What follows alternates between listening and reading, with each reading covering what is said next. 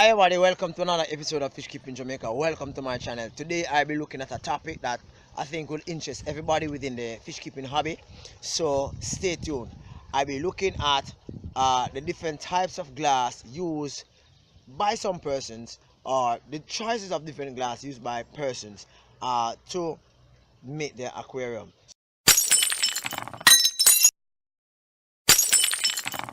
So let's start out with looking at one of the most expensive one, of course. Let's look at acrylic. Now acrylic aquarium is usually custom built. It's usually expensive, and whenever it do gets a scratch, it's kind of difficult for you as a normal, everyday hobbyist to actually get out that scratch. You need a special machine to do what you call buffing. So as a result of that, a lot of persons do not really have an acrylic type of aquarium. Remember, it's expensive, it's not cheap. Okay, let's move on to the other. Okay, now let us look at tempered glass. Now tempered glass is highly pressurized. Now tempered glass is usually found on buildings that are very tall in the air, high-rise buildings. It is very difficult to cut. It's usually custom built, and you can't really use it now the normal glass cutter to cut it. You have to use a specialized machine. Now tempered glass, while it doesn't shatter when it breaks, it might pose a problem just organizing that aquarium using the tempered glass. I mean, a machine to cut it, that means you'd have to be spending a lot of money to cut and shape and fix up that aquarium so that it can look, like you want it to. Okay, so let's look at the other. Okay, so let's look at laminated glass. Now, laminated glass is like that glass in which you see within the windscreen, or should I say, within your motor car, right? It is sandwiched by some plastic sheeting, and it doesn't allow the glass itself to shatter all over the place. So therefore, if it's broken, it usually have this thin thing that holds it together. It's very difficult to cut one, and it's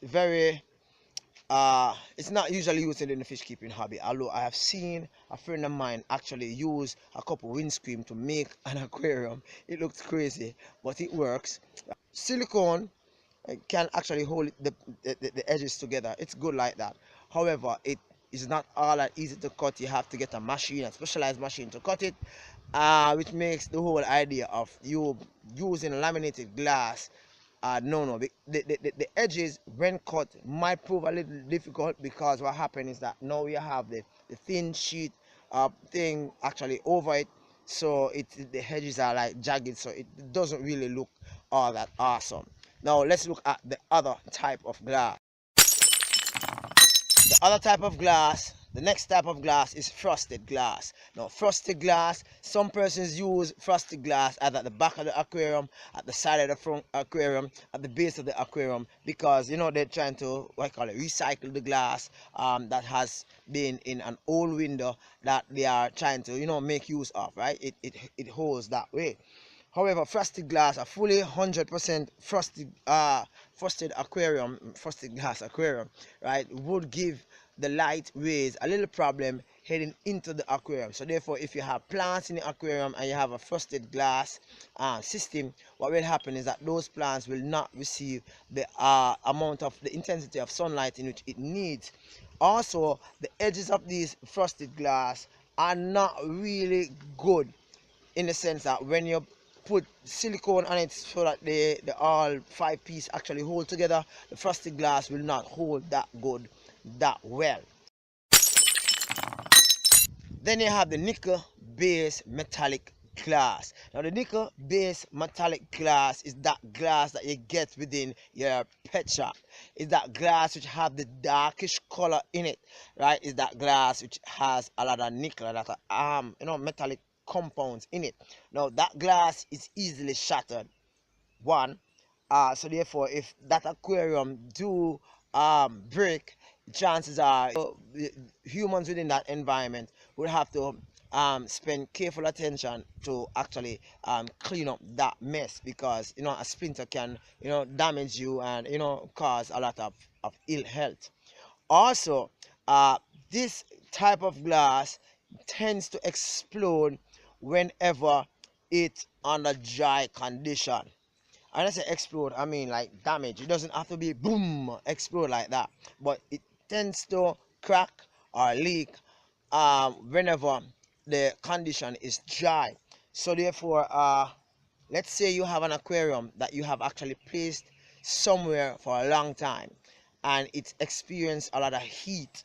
Now chances are when you go for that aquarium to actually install that aquarium, the aquarium might just fall apart in your hand because of the metallic compound which exists within that aquarium, within that glass, might cause the glass to actually fall apart.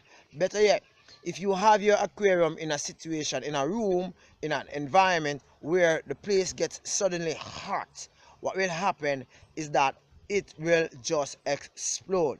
I call it implode, right? So the heat actually goes in the glass and it just fall apart, it collapse, right? That is one of the disadvantage with regards to this type of glass. Now, as you consider which glass you're going to be using for your aquarium, you have to consider the pro and the cons. You have to consider whether or not you can afford it. You have to consider whether or not it is easy for you to get, for you to source, for you to utilize, for you to cut, for you to put together, and the longevity of this glass.